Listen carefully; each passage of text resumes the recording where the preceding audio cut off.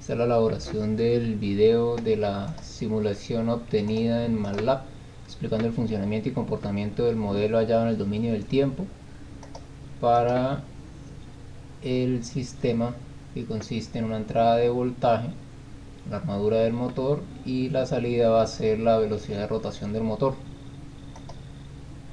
Esta es la simulación en MATLAB, en Simulink de MATLAB. Inicialmente en un archivo .m declaramos las variables, las constantes. Tenemos la inercia del motor, el valor de la constante de fricción de viscosidad, constante K, la resistencia de un ohmio, la inductancia de 0.5. Son los datos que nos indica el ejercicio. La constante K, el mismo valor tanto para la constante de fuerza electromotriz como con la constante de torque del motor. El ejercicio nos lo indica y coinciden. Primero que nada, el modelo en el tiempo, ecuación diferencial, se utilizan las leyes de Kirchhoff, la ley de voltaje, que consiste en la inductancia, que multiplica la variación de la corriente con respecto al tiempo, más la resistencia por la corriente, tiene que ser igual al voltaje de entrada menos E, que es la fuerza contra electromotriz. Consiste en la constante electromotriz por la velocidad de rotación del motor. También implica la segunda ley de Newton para el movimiento angular, donde tenemos a la inercia que multiplica a la segunda derivada de la rotación del valor de la posición angular más la constante B, constante de viscosidad, multiplica a la velocidad angular, ¿sí? Tiene que ser igual al torque. El torque sabemos que es igual a la constante de torque por la corriente. Una consideración es que se asume que no hay pérdidas por fricción ni por nada, entonces la potencia mecánica la podemos igualar a la potencia eléctrica. Para que esto se cumpla, la constante de torque tiene que ser igual a la constante contra electromotriz, la constante electromotriz. Se cumple ya que el ejercicio nos dice que son el mismo valor en magnitud, 0.01, 0.01. Entonces la vamos a llamar K.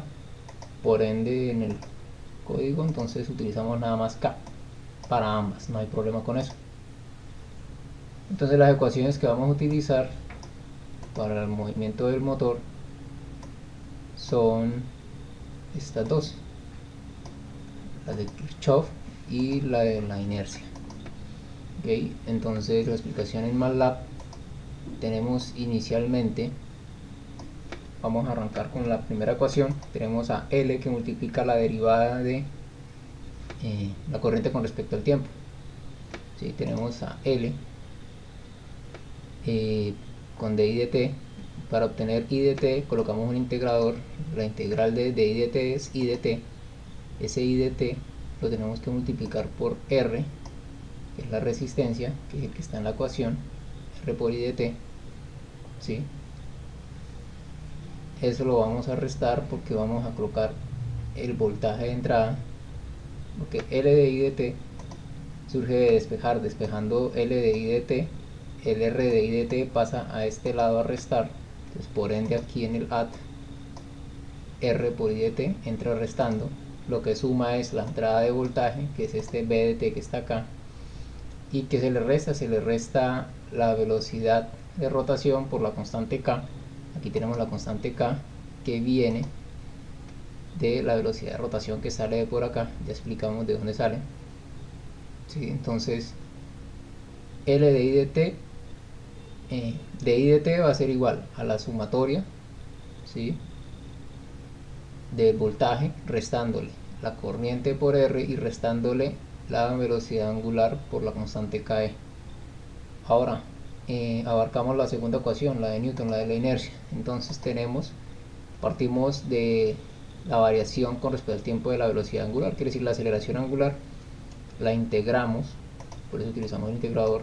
Al integrarla obtenemos la velocidad angular, que es de θ dt, es este que está acá, de θ dt.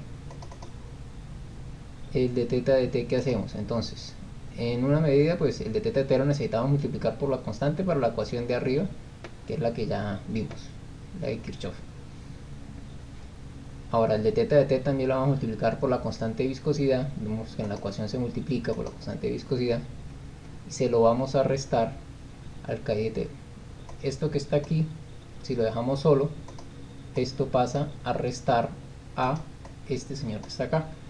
Ese que está acá, que es k por i de t. I de t lo tomamos de aquí arriba, entra a multiplicarse con la ganancia k. Él entra sumando y a él se le resta la viscosidad por la velocidad angular, y eso va a ser igual a j por la aceleración angular.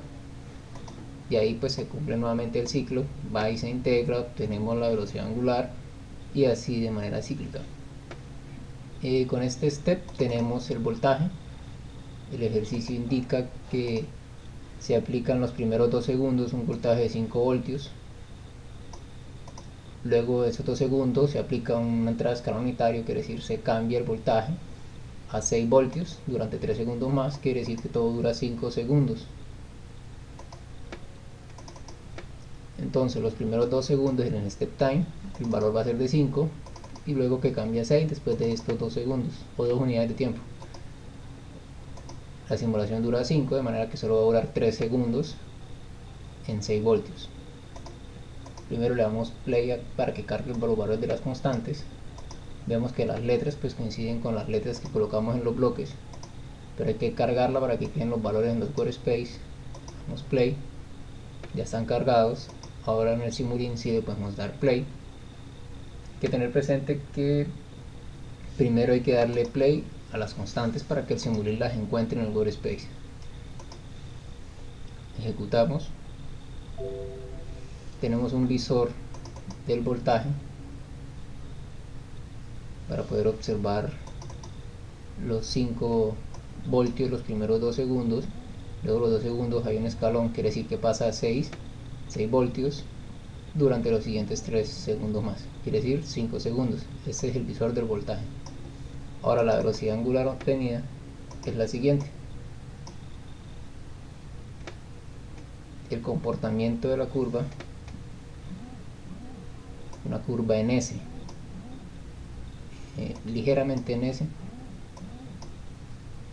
Se observa que para la entrada de los 2 primeros segundos se está excitando con 5 voltios, luego de los 2 segundos se le incrementa 1 voltio y converge a los 0.06, que es el valor de la velocidad angular, están en radianes por segundo.